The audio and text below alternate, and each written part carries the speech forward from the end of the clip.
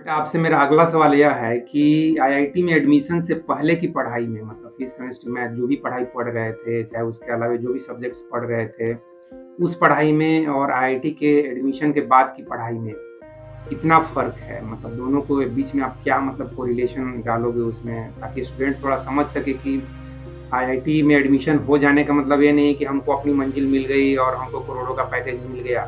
तो आईआईटी के एडमिशन से पहले और आईआईटी में एडमिशन के बाद दोनों की पढ़ाई में क्या फ़र्क है? कैसे बच्चे आगे जाके डिप्रेशन में ना चला जाए। ये नहीं कि एडमिशन हो गया उसके बाद वो देख रहे हैं कि पढ़ लिख नहीं रहा है और डिप्रेशन में जा रहा है, उसका सीजीपीए सब अच्छा नहीं आ रहा है।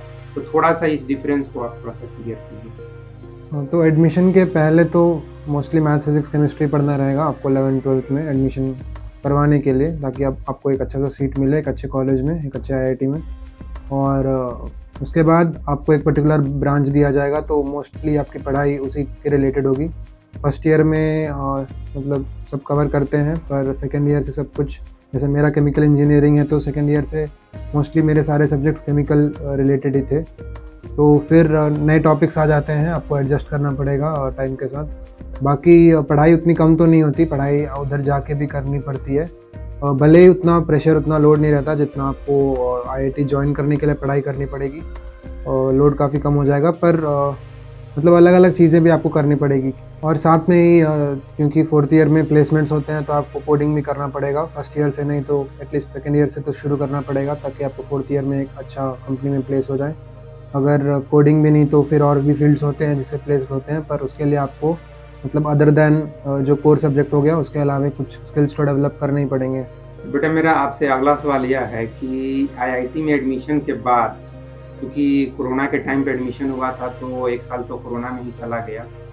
तो उसके बाद जो आपने 2 साल आईआईटी रुड़की में बिताए, तो वहाँ किस तरह से पढ़ाई-लिखाई किए, किस तरह से मौज-मस्ती और किस तरह से सुनने में आता है कि आईआईटी के जो बच्चे होते हैं काफ़ी बिंदास किस्म के हो जाते हैं, सिगरेट, शराब ये सब पीने लगते हैं और रैगिंग भी होती है, रैगिंग भी बहुत खतरनाक होती है। कहीं-कहीं तो उसके वजह से काफ़ी हिंसा भी हो जाती है। तो आईआईटी कॉलेज में पढ़ाई-लिखाई, मौज-मस्ती, रैगिंग ये सब मतलब जो कुछ भी आप ऑन कैमरा शेयर करना चाहते हो, क्योंकि कुछ चीज़ें हो सकता है आप ऑन कैमरा ना भी शेयर करो। तो जो भी आपने 2 साल में वहाँ एक्सपीरियंस किए, उस चीज़ को थोड़ा-सा आप बच्चों के साथ शेयर कीजिए। जी, तो मेरा एडमिशन तो पहली बात कोरोना के टाइम पे हुआ था, तो उस टाइम पे मैं कॉलेज नहीं जा पाया था। तो फर्स्ट ईयर तो यहीं पे घर पे रहना पड़ा था।